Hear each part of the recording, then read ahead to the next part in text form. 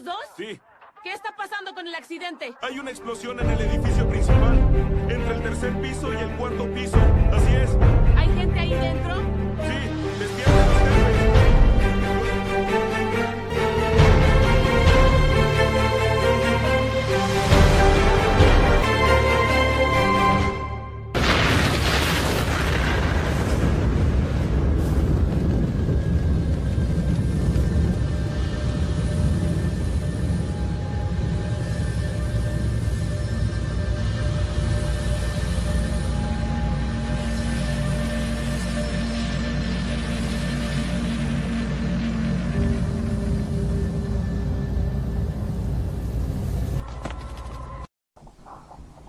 Saludos cordiales a todos.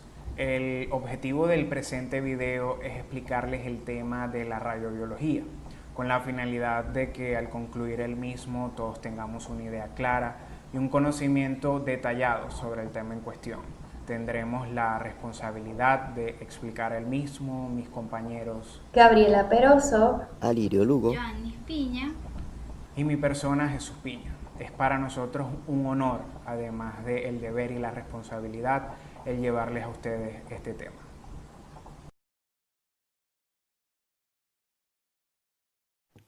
Bueno, a modo de introducción, podemos decir que la radiobiología es una rama de la ciencia que se encarga del estudio de la acción de la radiación ionizante sobre los tejidos. Y es importante hacer énfasis en que la radiobiología no estudia las radiaciones no ionizantes, solo es su objeto de estudio las ionizantes. Además, podemos agregar que es una combinación de dos disciplinas que son la física de las radiaciones y la biología. Hoy en día el uso de las radiaciones ionizantes viene tomando gran protagonismo en la medicina, tanto en el tema de radiodiagnóstico como en radioterapia.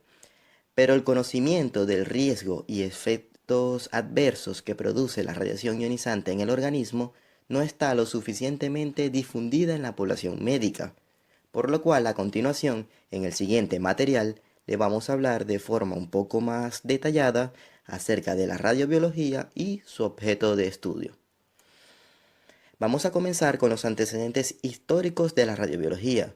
Vamos a hablar de cada uno de los avances y descubrimientos que dieron origen, que sentaron las bases y aportaron en el desarrollo de esta disciplina.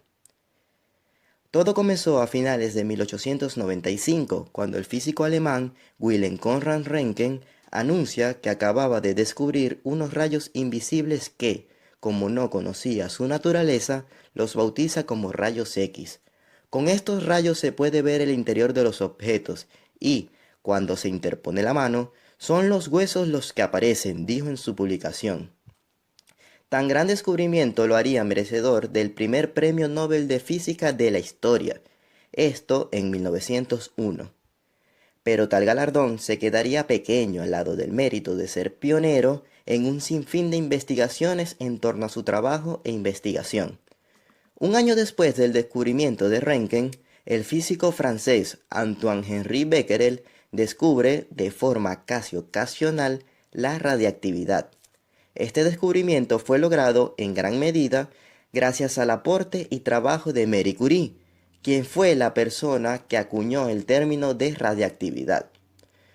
Meses más tarde, el propio Antoine Becquerel observó las propiedades perjudiciales de la radiactividad, tomando en cuenta una quemadura que se produjo accidentalmente en el vientre, por llevar radio en un tubo de ensayo en el bolsillo de su chaleco. Posteriormente, los médicos observaron que los rayos emitidos parecían destruir células tanto normales como neoplásicas. Fue entonces cuando se despertó el verdadero interés clínico por la radiación, y una gran cantidad de médicos comenzaron a experimentar su uso, tanto así que el propio doctor Sigmund Freud, tras haber observado que la radiación produjo caída de cabello en uno de sus colaboradores, trató con radiación el nebus piloso en uno de sus pacientes, obteniendo buenos resultados. La observación de efectos biológicos y los buenos resultados obtenidos en las primeras aplicaciones clínicas de las radiaciones ionizantes fue el motor que puso en marcha el estudio razonado de estos efectos. Tiempo después, en 1906, los franceses Jean Bergoni y Louis Tremont-Dieu establecieron las leyes de radiosensibilidad, siendo pioneros en esta área, en función de estudios realizados en roedores sobre la actividad mitótica y la diferenciación celular.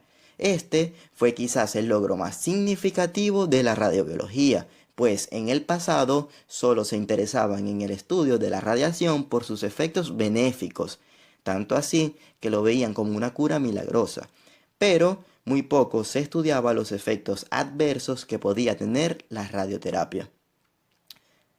Las primeras observaciones sobre el llamado efecto oxígeno fueron realizadas en 1912 por Schwarz en Alemania, quien observó que la reacción que se producía en su antebrazo al someterlo a la radiación con un aplicador se reducía si presionaba con fuerza el aplicador. Él atribuyó erróneamente esta disminución de la reacción a la interrupción del flujo sanguíneo, pero la correcta correlación entre la radiosensibilidad y la presencia de oxígeno en el medio fue hecha años más tarde por Petri en 1923, estableciendo así lo que actualmente conocemos como efecto oxígeno. Tras haber descubierto la importancia del oxígeno como radiosensibilizador, Adams y colaboradores a principios de los 60 comenzaron a buscar sustancias que fueran análogos en cuanto a su función radiosensibilizante al oxígeno. Esto condujo al descubrimiento en 1973 del metronidazol, que venía usándose como medicamento contra la tricomoniasis. Se evidenció que el metronidazol tenía mayor afinidad electrónica que el oxígeno, por lo cual su acción como radiosensibilizador era incluso mayor. En los años 70 comenzaron los ensayos clínicos con las pirimidinas halogenadas, que arrojaron buenos resultados como radiosensibilizadores, aunque actualmente solo se usan en pacientes concretos debido a sus efectos adversos. Se pensó ya en utilizar el calor en los tumores malignos en 1866, cuando un médico alemán publicó la regresión de un sarcoma facial al sufrir el paciente un proceso febril. Luego, en 1898, Westermarck, un ginecólogo sueco, publicó la regresión de un determinado número de cánceres de cervix tras haberlo sometido a hipertermia local. Desde entonces se han intentado diversos ensayos clínicos en los que se utiliza la hipertermia utilizada como radiosensibilizante asociada al tratamiento de radioterapia. Sin embargo, actualmente aún se espera la publicación de estudios controlados. En 1948, Pat descubrió que la cisteína usada antes de la exposición a la radiación podía proteger al ratón de los efectos de una irradiación total. Aproximadamente al mismo tiempo, pero en Europa, Bach y colaboradores descubrieron el efecto radioprotector de la cisteamina. Estos descubrimientos despertaron el interés de la Armada Americana, que tenía muy presente los desastres provocados en Japón durante la Segunda Guerra Mundial. Como consecuencia, en el Walter Reed Army Hospital en Washington, llegaron a sintetizar cerca de 2.000 sustancias con el único fin de encontrar el radioprotector perfecto. Muchos de los estudios actuales se centran en la inhibición de sustancias en sí mismas radioprotectoras, como el glutatión, por lo que es posible que se anuncien en el futuro algunos avances en este campo, pero son las investigaciones relativas al efecto de las radiaciones no ionizantes donde se abren nuevas e interesantes incógnitas que necesitan de la investigación conjunta de múltiples disciplinas. A continuación vamos a desarrollar algunos conceptos básicos que nos ayudarán a comprender en mayor medida todo lo relacionado con el tema. Comenzamos con radiobiología. Bueno, la radiobiología es la ciencia que estudia los efectos que se producen en los seres vivos tras la exposición a energía procedente de las radiaciones ionizantes. Es decir, es el estudio de la acción biológica de las radiaciones ionizantes sobre los tejidos biológicos y seres vivos como tal. El desarrollo de la radiobiología como disciplina ha sentado las bases sobre la cual se ha perfeccionado la radioterapia y el radiodiagnóstico. Además, ha impulsado la protección radiológica para fomentar el uso de la radiación de forma segura y controlada, tanto en medicina como en la industria en general. Seguimos con radiación, pero para comprender este término de mejor manera es necesario recordar la estructura atómica. Recordemos que el núcleo del átomo está compuesto por protones y neutrones, y girando alrededor de este núcleo tenemos los electrones. El número de protones es lo que caracteriza a los elementos, es decir, que la cantidad de protones es lo que dirá a qué elemento pertenece este átomo. Pero si con el mismo número de protones variamos la cantidad de neutrones, tendríamos isótopos diferentes, es decir, que los isótopos son átomos en el cual el número de protones y neutrones en el núcleo no es el mismo, haciéndolo en algunas ocasiones inestable. Entonces, partiendo de lo explicado anteriormente, cuando un átomo es inestable, este comienza a desintegrarse y se va a transformar en un elemento químico nuevo. Durante este proceso de transformación, se emiten una serie de partículas y ondas electromagnéticas que es a lo que llamamos radiación, la cual puede ser radiación no ionizante o ionizante, pero en esta ocasión nos centraremos en la ionizante, la cual se puede clasificar en dos tipos: radiación corpuscular, que puede ser radiación alfa, radiación beta o de neutrones, y radiación electromagnética, que puede ser rayos X o rayos gamma. Ahora definiremos radiactividad. Cuando un elemento es capaz de emitir radiación, se considera que posee radiactividad. Entonces podemos definir la radiactividad como un fenómeno físico que poseen ciertos elementos que consiste en la emisión de partículas y ondas producto de la desintegración nuclear. También podemos encontrarla en algunas literaturas como desintegración nuclear radiactiva. Le otorgan ese nombre debido al proceso de destrucción nuclear que tiene lugar en los átomos con esta propiedad. Continuando con la definición de términos básicos, debemos saber que existen algunos tipos de radiación que tienen la capacidad de transferir la energía suficiente a los materiales, a la materia, para generar un proceso llamado ionización. A estas radiaciones se les conoce como radiaciones ionizantes. Diversos autores definen estas radiaciones como las partículas emitidas de elementos radioactivos o emitidas en procesos atómicos que cuentan con la energía suficiente para liberar un electrón y producir una ionización. En otras palabras, en nuestras palabras, las radiaciones ionizantes no son más que aquellas que tienen la capacidad de ionizar.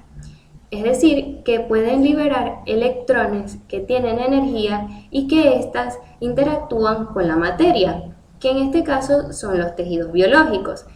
Y una de las características más importantes de estas radiaciones es su capacidad de liberar grandes cantidades de energía independientemente de su naturaleza corpuscular u ondulatoria.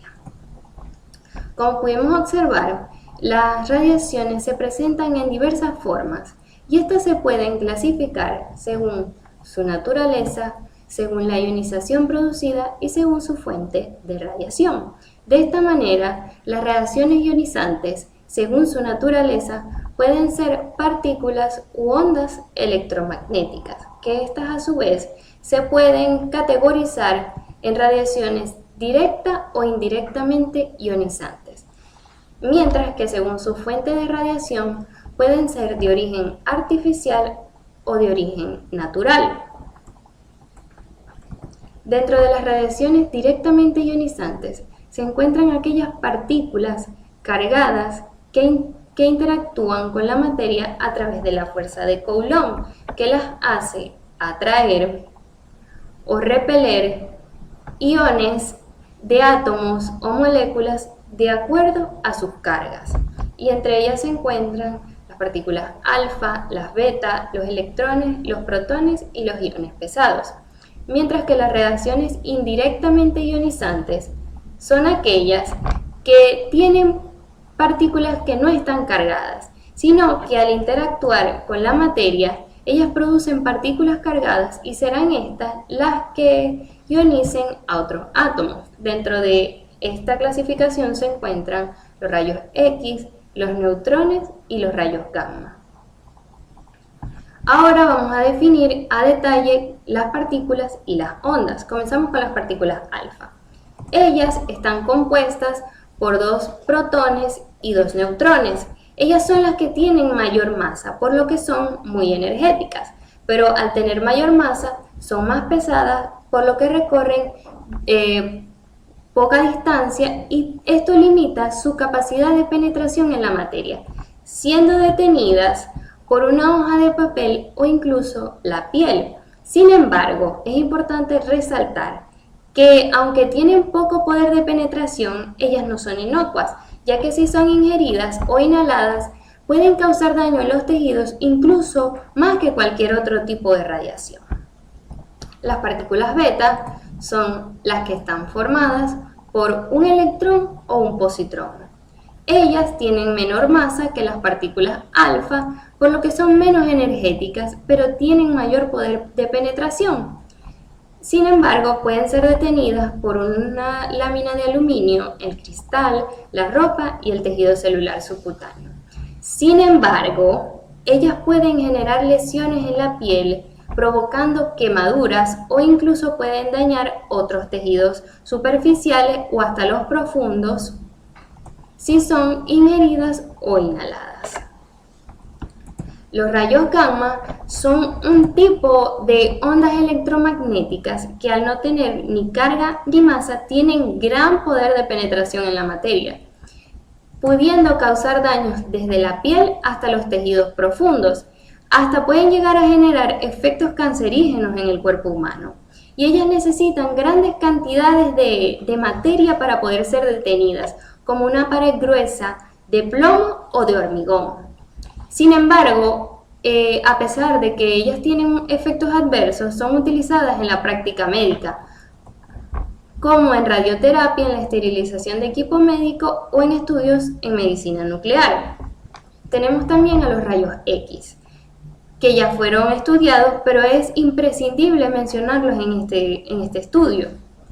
Ellas también son un tipo de ondas electromagnéticas que tienen alta frecuencia pero poca longitud de onda, lo que les confiere la capacidad de poder penetrar dentro del átomo o hasta incluso penetrar en los espacios que quedan entre los átomos y poder visualizar a través de la materia y poder producir las radiografías.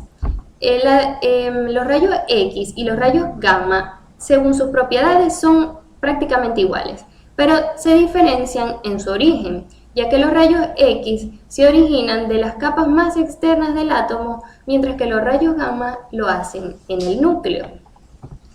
Otra forma de clasificar a las radiaciones es a través de su fuente de radiación, y ellas pueden ser de origen natural o de origen artificial.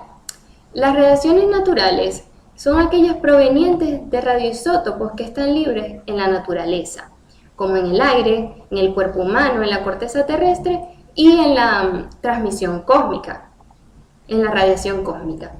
En el aire se encuentra un gas radioactivo llamado radón que proviene de la desintegración del elemento uranio, y este elemento se encuentra en la corteza terrestre. Cuando el radón es liberado, él se disipa rápidamente y tiene concentraciones bajas en el aire libre. Sin embargo, en espacios poco ventilados, ello puede aumentar su concentración. Los elementos radiactivos que se encuentran en la naturaleza son absorbidos por los animales, por las plantas y se disuelven en el agua, por lo que los alimentos y líquidos que consumimos tienen pocas cantidades de estos elementos radiactivos, pero al ser tan baja su concentración, no generan o no se ha evidenciado que generen efectos sobre la salud. Otros elementos radiactivos que se encuentran en el cuerpo humano son el carbono 14 y el potasio 40. También tenemos a las radiaciones artificiales, que son aquellas que se originan de aparatos o de métodos desarrollados por el hombre para distintos fines, como la medicina, la industria, la minería, las armas nucleares y la generación de energía. Podemos observar que esta utilización de esta energía nuclear es para fines beneficiosos, pero hay que saber que también se utilizan para fines bélicos, como la creación de la bomba atómica que fue lanzada en Hiroshima y Nagasaki en 1945. Y también la utilización inadecuada de esta energía nuclear provoca accidentes nucleares, como el famosísimo caso de Chernobyl en 1986. Bien, ya estudiamos las radiaciones ionizantes, pero es importante saber que como ellas existen, también existen las radiaciones no ionizantes, que son un grupo de radiaciones que no tienen la energía suficiente como para liberar electrones y por lo tanto producir una ionización. Ellas no se ha evidenciado que tengan efectos adversos en la salud y por eso se encuentran presentes en la vida diaria, como el microondas, la radio, las líneas de alta tensión y la luz visible, que está compuesta por los rayos UV. Ahora continuamos con los mecanismos de acción de las radiaciones en los tejidos biológicos. Ok, cuando las radiaciones interactúan con los tejidos biológicos, ellas producen modificaciones y estas modificaciones dependen de distintos factores como la aleatoriedad, el depósito rápido de energía, la no selectividad, la inespecificidad y la latencia. La aleatoriedad nos habla de que el efecto de la radiación, o sea, la interacción entre la radiación y los tejidos biológicos ocurre al azar. El depósito rápido de energía nos habla de que este depósito ocurre en muy corto tiempo, incluso puede llegar hasta ocurrir en segundos. La no selectividad se refiere a que la radiación no tiene predilección por algún tejido en el cuerpo, sin embargo tiene mayor afinidad por las células que tienen mayor actividad, como las indiferenciadas, pero ellas pueden actuar sobre cualquier tejido. La inespecificidad nos dice que la lesión que generan estas radiaciones es inespecífica y la latencia de que los efectos de estas radiaciones no son inmediatos, sino que pueden tardar cierto tiempo en aparecer. Pueden tardar desde minutos hasta años y esto está directamente relacionado con la dosis y el tiempo de exposición. También la acción de estas radiaciones está definida por procesos de excitación, ionización y radiólisis, que pueden ocurrir en moléculas como el ADN o pueden ocurrir en moléculas de agua que se encuentran en el medio intracelular donde están los organelos celulares. Y esta acción puede ser clasificada en directa o indirectamente. La acción directa ocurre cuando la energía interactúa con macromoléculas biológicas como el ADN, el ARN y las enzimas, donde son estas ionizadas y ocurren modificaciones en ellas por rotura de sus enlaces.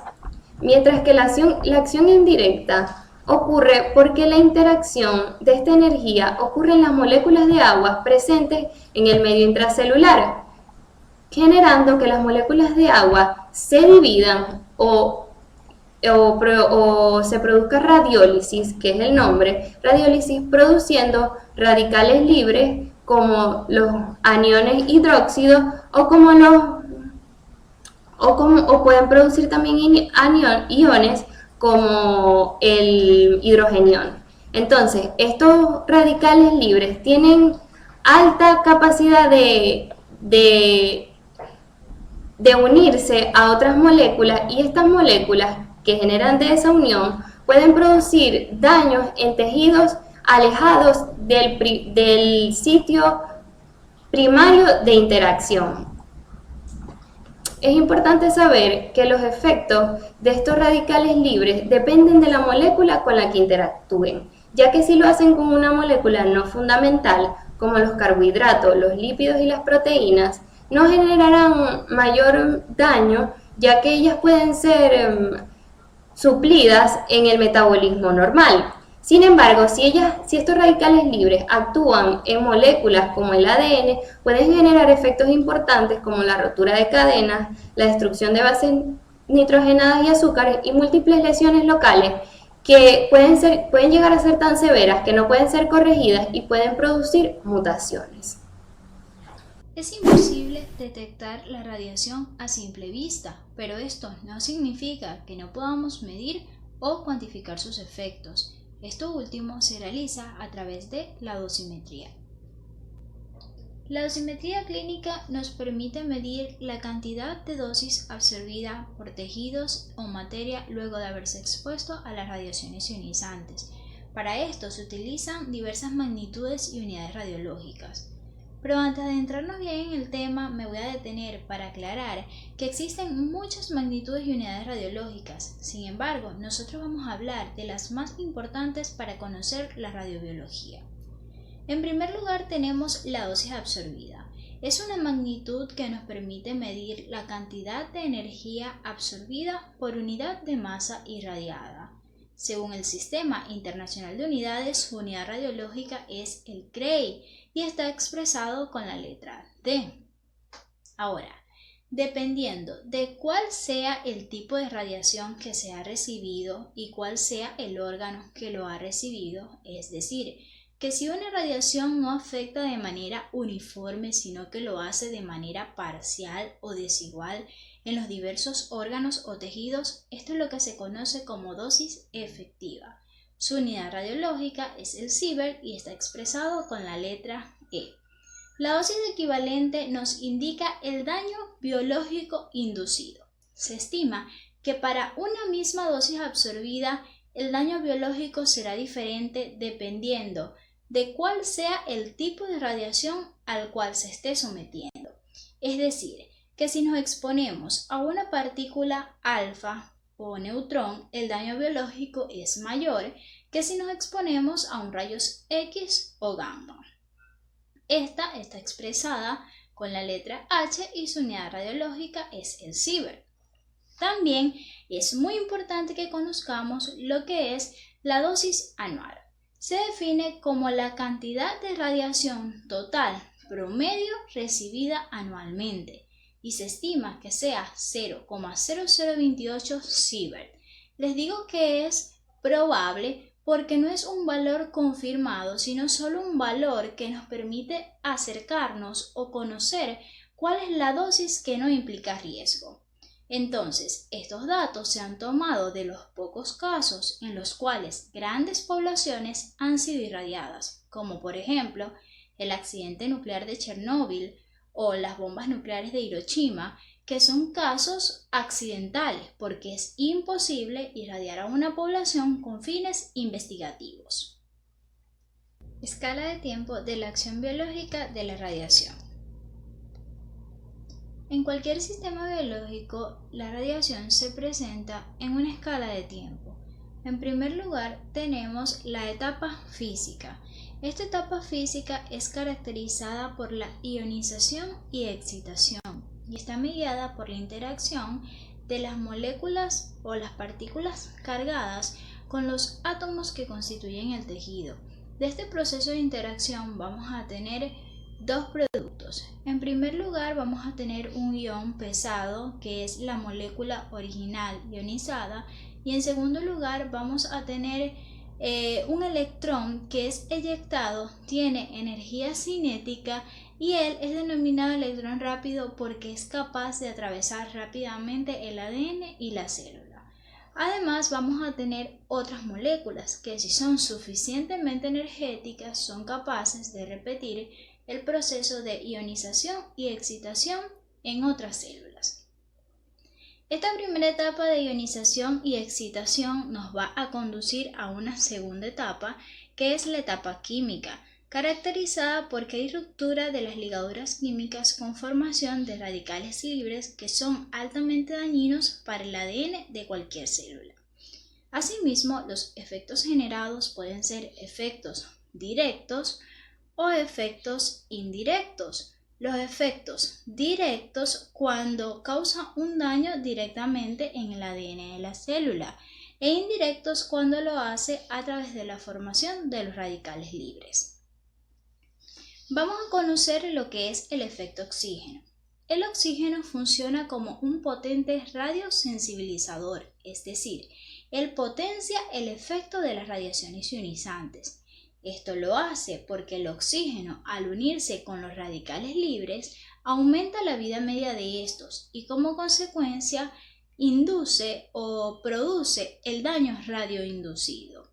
Es decir, que todos los tejidos que tengan mayor cantidad de oxígeno van a ser más radiosensibles.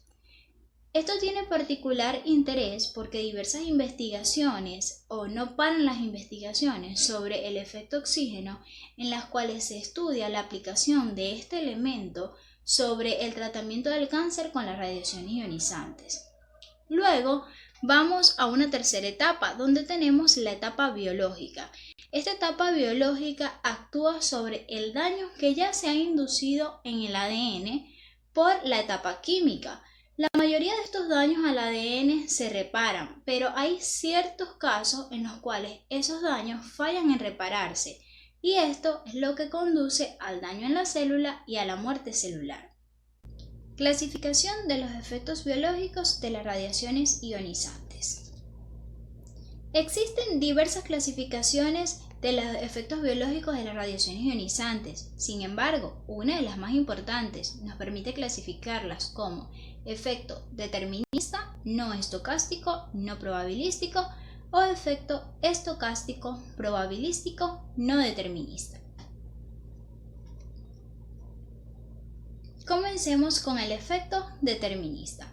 La gravedad de estos efectos es directamente proporcional a la cantidad de dosis recibida, es decir, que si yo aumento la dosis de radiación, aumenta el efecto biológico. Entonces, lo que determina la aparición o no del efecto será la dosis de radiación.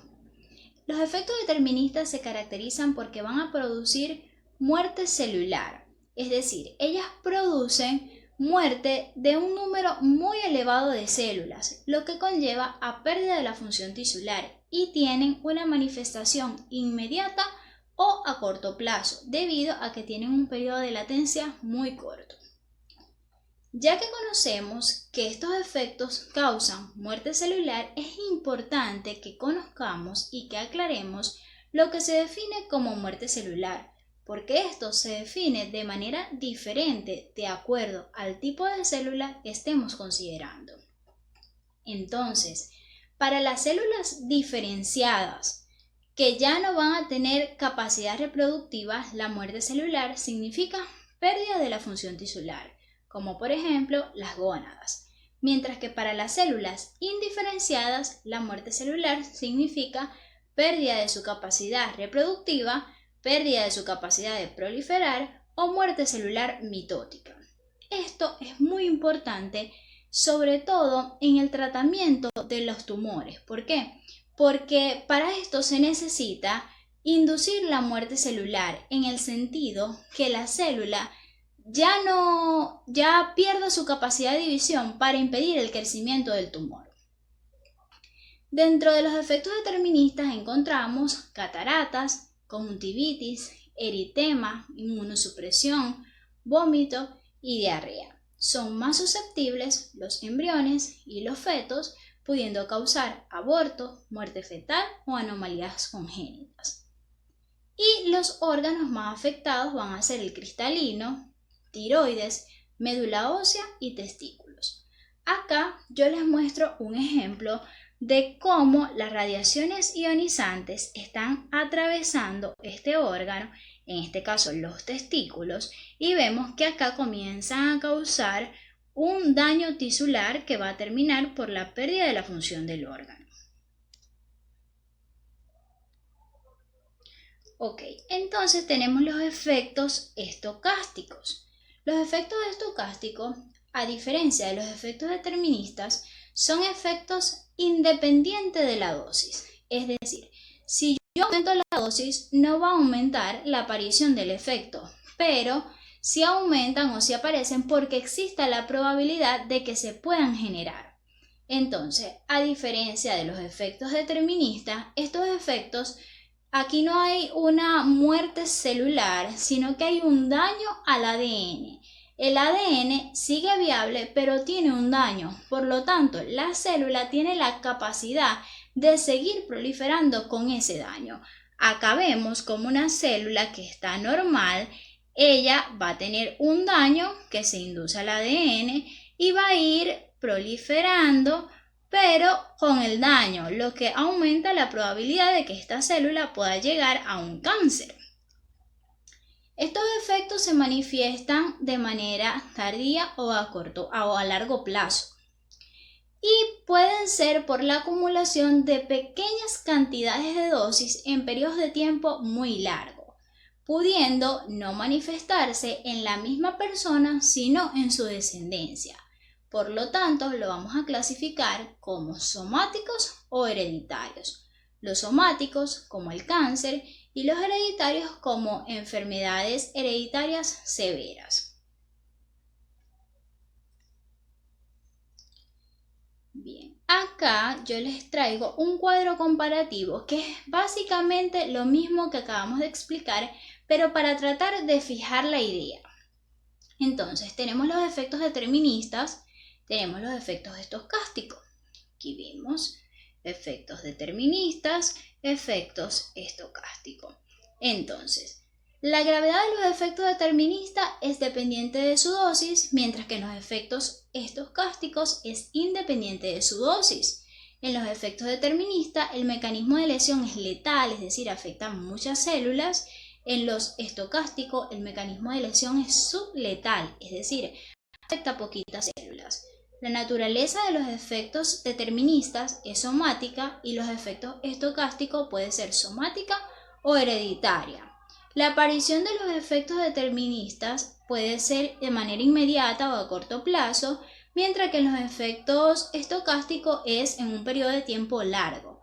Algunos de los efectos deterministas son cataratas, eritemas, conjuntivitis, inmunosupresión, vómito, diarrea, y en los estocásticos tenemos cáncer, tumores sólidos, desórdenes genéticos o enfermedades hereditarias.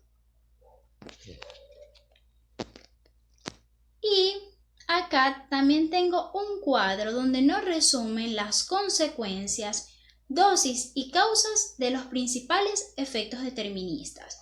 Quiero que hagamos énfasis en lo que es el periodo de latencia aproximado, el umbral aproximado y la dosis que produce efectos severos.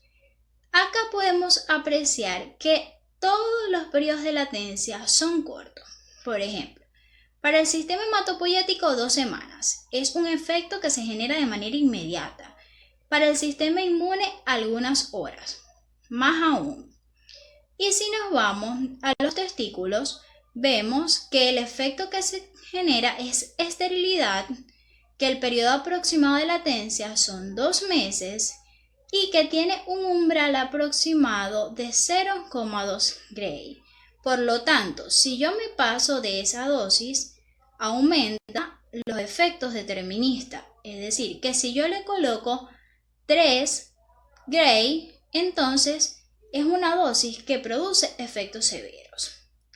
Así con todos los demás. Yo les dejo este cuadro acá para que los puedan analizar bien y evaluar cada uno de los efectos que se generan.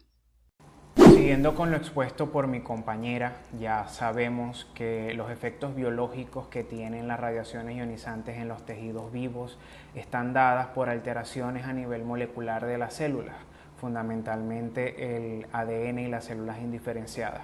Es por ello que estos efectos sobre los tejidos vivos los dividiremos por sistemas, comenzando con el sistema hematopoyético y linfático, en el cual las células madre de la médula ósea son altamente sensibles a la radiación.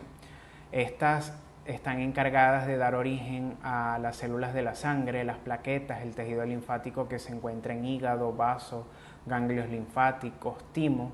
Y en el caso de los glóbulos rojos maduros y plaquetas circulantes, estos son radioresistentes, ya que carecen de núcleo, que es donde se encuentra el material genético de la célula. En el caso de los linfocitos son altamente sensibles a la radiación. Es por ello que una disminución en el valor normal indica la cantidad de radiación a la cual ha sido expuesta o absorbido una persona. Esto se expresa días o semanas después de la exposición a la radiación, una vez que hayan sido removidos de la circulación todas estas células maduras. Esto se traduce en pancitopenia, que es la disminución simultánea de los glóbulos rojos, glóbulos blancos y plaquetas. Se produce hemorragia por disminución plaquetaria, infección porque hay disminución del estado inmune de la persona, hay disminución de los glóbulos blancos, anemia por disminución de los glóbulos rojos. En el caso del sistema reproductor, en el hombre las células precursoras y las espermatogonias son altamente radiosensibles. En el caso del esperma maduro y las células intersticiales son radioresistentes.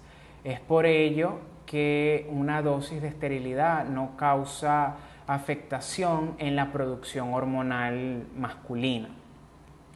Esto se manifiesta meses después, porque la espermatogénesis tarda entre 64 y 72 días de duración y como lo mencioné anteriormente, las células maduras son radioresistentes, quienes son radiosensibles son las células precursoras y las espermatogonias en su fase proliferativa. La esterilidad, aunque se han reportado casos en dosis bajas que produzcan esterilidad, no es total, es parcial. Se han evidenciado casos en los que posteriores al año o a los 5 años el recuento total de espermatozoides vuelve a la normalidad en el hombre. En el caso de la mujer es totalmente lo contrario, tanto el óvulo como el folículo maduro mueren a causa de la radiación. Esto trae como consecuencia disminución en la producción hormonal y esterilidad radiogénica que puede estar o no acompañada por menopausia artificial. En estos casos es importante tomar en cuenta factores como la tasa de dosis, la dosis total y la edad, ya que las mujeres jóvenes son más capaces de recuperar la fertilidad que las mujeres mayores. Bien, en el caso de la piel, este órgano o los efectos que tiene este órgano ante una radiación de tipo ionizante dependerán de la tasa de dosis, de la dosis de radiación y del tipo de radiación a la cual ha sido expuesta la persona. Dentro de los signos y síntomas que se encuentran está el eritema y la depilación, que puede ser temporal o definitiva, dependiendo de la cantidad de dosis recibida y dependiendo del tipo de radiación. Hay destrucción de los órganos que se encuentran justo por debajo de la área afectada, destrucción de vasos sanguíneos, glándulas sebáceas y sudoríparas, y la respuesta que este importante órgano tiene ante una radiación ionizante se conoce como dermatitis rádica. En el caso del sistema gastrointestinal, este es altamente sensible a la radiación. Las células del tracto gastrointestinal inferior, en el caso del intestino delgado, el epitelio que los recubre, son altamente sensibles. Se produce diarrea, por consiguiente pérdida de líquidos y de electrolitos. Y en el caso del tracto gastrointestinal superior se producen vómitos, hay supresión del ácido gástrico, al igual que el daño en el epitelio que recubre la faringe y el esófago genera sequedad, dolor e inflamación de la garganta.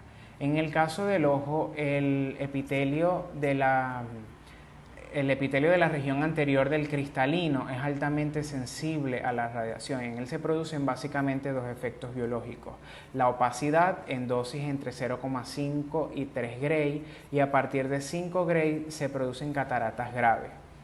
En el caso del sistema nervioso central, este es radioresistente. Un factor limitante en este es la vasculatura. Y los nervios periféricos son radioresistentes, altamente radioresistentes. La mayoría de las vísceras son radioresistentes en líneas generales. Es importante resaltar que el tejido conectivo y el vascular son altamente sensibles a la radiación. En el caso del feto se han evidenciado casos, valga la redundancia, en el que dosis relativamente bajas causan daño en estos bebés. Estos casos dependen de la dosis y de la edad gestacional. Dependen también del tiempo de duración en la cual esté expuesto el feto a la radiación. El mayor daño se produce durante el primer trimestre de embarazo y durante el resto del desarrollo se produce por lo general anomalías congénitas. Se produce aborto espontáneo, es muy común durante el primer trimestre del embarazo. Todo esto porque hay una alta cantidad de células proliferativas indiferenciadas. Bien, en los humanos la alta cantidad de radiación durante un tiempo prolongado en el cuerpo entero produce unos signos y síntomas clínicos complejos que colectivamente se conocen como síndrome de irradiación aguda. Este cuadro clínico que se manifieste dependerá de la dosis y en este se componen de 3 fases básicamente: la fase prodrómica, la fase latente y la fase de enfermedad manifiesta. En el caso de la fase prodrómica, los signos y síntomas aparecen las primeras 48 horas posteriores a la irradiación. Como respuesta del sistema nervioso autónomo se producen náuseas, vómitos, diarreas, cefaleas, vértigo, alteraciones de los órganos de los sentidos, taquicardia, irritabilidad. Estos pueden durar desde algunos minutos hasta varios días. En la fase latente, esta se caracteriza porque hay un periodo de tiempo en el cual hay ausencia de síntomas y puede durar desde minutos hasta semanas. En el caso de la enfermedad manifiesta, en este aparecen los síntomas clínicos concretos a los órganos en los cuales han sido afectados. Hay autores que incorporan una 4ª fase llamada fase de resolución o de muerte, en la cual se concluye este síndrome. Como lo mencioné anteriormente, la patología se expresa dependiendo de la dosis que ha sido absorbida. Utilizaremos la unidad Gray, que esta unidad expresa la cantidad de radiación ionizante que ha sido absorbida por el cuerpo humano. Cuando se absorben entre 3 y 5 Gray, se expresa el síndrome de la médula ósea. El periodo prodrómico se caracteriza por vómitos, náuseas y diarreas. El periodo de latencia puede durar entre algunos días y 3 semanas dependiendo de la dosis. La enfermedad manifiesta son síntomas hematológicos, como lo mencioné anteriormente: pancitopenia, trombocitopenia, hemorragias. Cuando se absorben entre 5 y 15 Gray se expresa el síndrome gastrointestinal. El periodo prodrómico es igual al del síndrome de la médula ósea, solo que en este la diarrea es mucho más intensa y el periodo de latencia dura menos, entre 2 y 5 días posteriores a la irradiación. Mientras mayor sea la irradiación, menor será el periodo de latencia. La enfermedad manifiesta es una mezcla de sintomatología gastrointestinal con sintomatología hematológica. En el caso del síndrome del sistema nervioso central es cuando se absorben aproximadamente 15 Gray o más. En el caso de Chernóbil hubo reportes de absorción entre 2 Gray, 5, 15 Gray y hubo reportes de 50 y 30 Gray de niños que tomaron leche y agua contaminada. En el periodo prodrómico aparece rápidamente y su duración es de minutos. Hay náuseas, vómitos y síntomas psíquicos como irritabilidad y neurológicos como alteraciones del estado de conciencia y parestesias. Los pacientes refieren sentir que se están quemando. El periodo de latencia dura escasas horas y la enfermedad manifiesta a través de síntomas neurológicos como convulsiones, ataxias y grados progresivos de coma que llevan a la muerte en los próximos 1 y 5 días. La causa de muerte es hipertensión endocranial grave acompañada de edema cerebral y meningitis aséptica. por causa avascular principalmente. En cuanto a la radiosensibilidad, podemos decir que esta es la magnitud de respuesta de las estructuras biológicas que está provocada por las radiaciones ionizantes. Esta está determinada por las características inherentes a la célula y no por la radiación.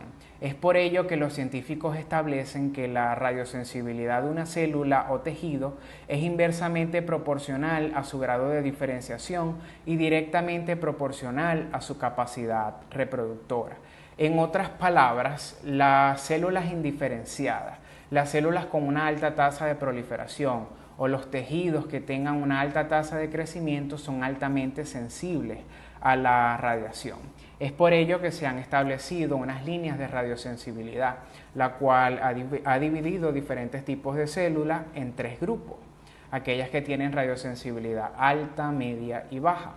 Aquellas que tienen radiosensibilidad alta son los linfocitos, las espermatogonias, las células epiteliales, como lo mencioné anteriormente, que son las primeras que se ven afectadas.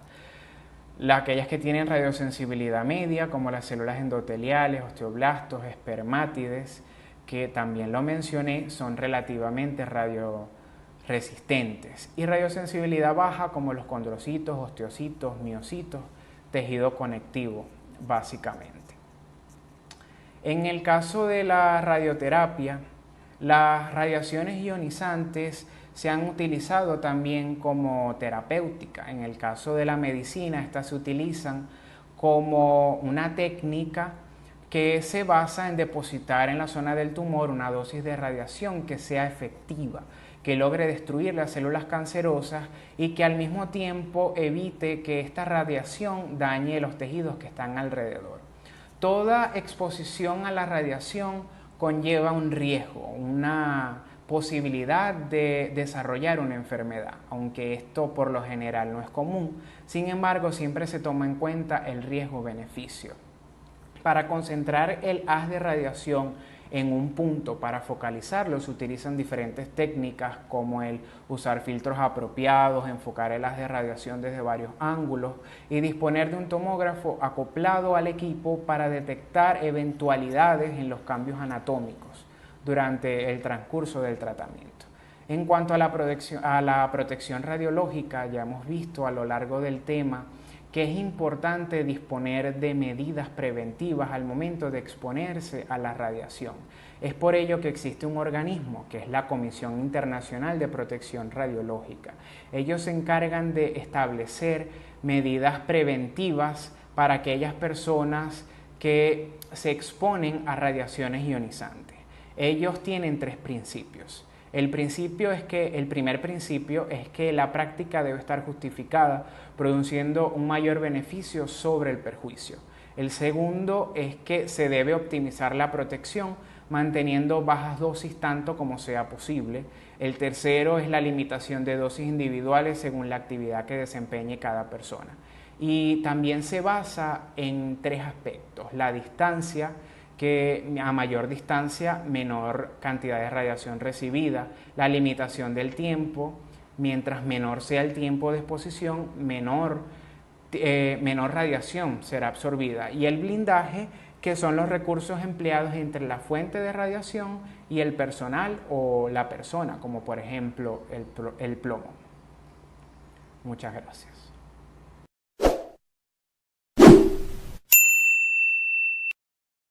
Dentro de las personas afectadas en el accidente nuclear de Chernóbil en 1986, se encontraba una primigesta de 26 años de edad, que, al momento de estar expuesta a la radiación, tenía 24 semanas de gestación. Aproximadamente 2 horas después de la exposición, presenta un aborto espontáneo. Según la radiosensibilidad de las células afectadas, ¿cuáles células consideras que sufrieron daño? Opción A: células diferenciadas con división lenta o escasa. Opción B: células indiferenciadas con rápida división.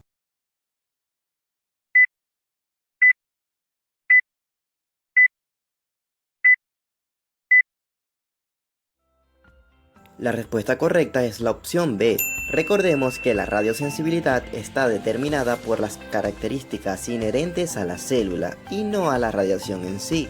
Esto se debe a que las células en división requieren de ADN correcto para que la descendencia sobreviva.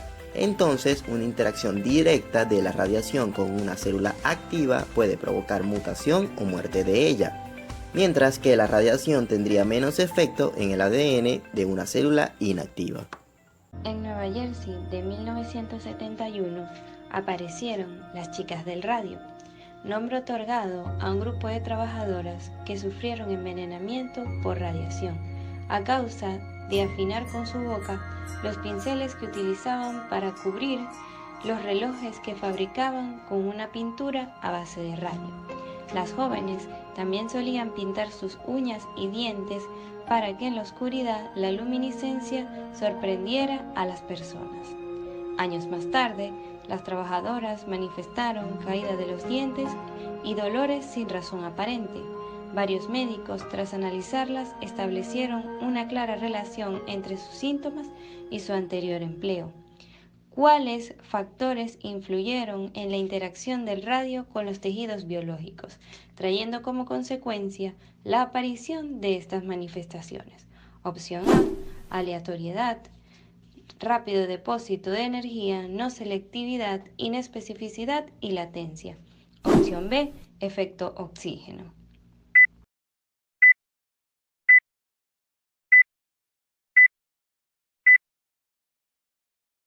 La respuesta correcta es la opción A. Las modificaciones producidas por la acción de las radiaciones sobre los tejidos biológicos dependen de su interacción al azar, de su capacidad de lesionar cualquier tipo de célula, la inespecificidad de la lesión y de la tardanza en manifestarse las alteraciones. Era en 1986 en la central nuclear de Chernóbil cuando una falla en el reactor 4 causó la explosión de este.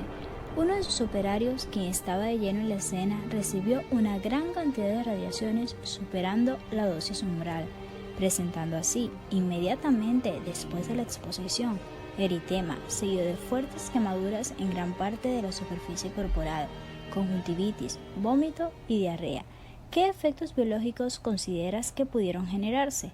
Opción A, efectos deterministas, no estocásticos, no probabilísticos. Opción B, efectos estocásticos, probabilísticos, no deterministas.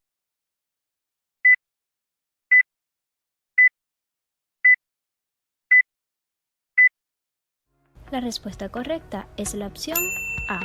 La gravedad de estos efectos es proporcional a la dosis de radiación recibida y se observa cuando esta última supera la dosis umbral. Asimismo, es importante recordar que se caracteriza por la pérdida de la función tisular como resultado de una muerte celular considerable. 6 de agosto de 1945. Una bomba nuclear creada en secreto bajo el nombre de Proyecto Manhattan fue detonada sobre Hiroshima, Japón. La bomba atómica llamada Little Boy explotó a 600 metros de altura. Se estima que instantáneamente la temperatura se elevó a más de 1 millón de grados centígrados. 3 días después, el 9 de agosto del mismo año, el hermano mayor de esta bomba, Fat Man, hacía blanco en la ciudad de Nagasaki. La leucemia comenzó a aumentar en número de casos 3 años después de haber explotado la bomba. Incluso varios de los sobrevivientes manifestaron que 10 meses después de la explosión, la catarata empezó a desarrollarse entre ellos. Partiendo de esto, ¿a qué se debe la catarata en los sobrevivientes? Opción A, debido a la absorción de la luz al momento de la explosión. Opción B, debido a la radiosensibilidad del cristalino.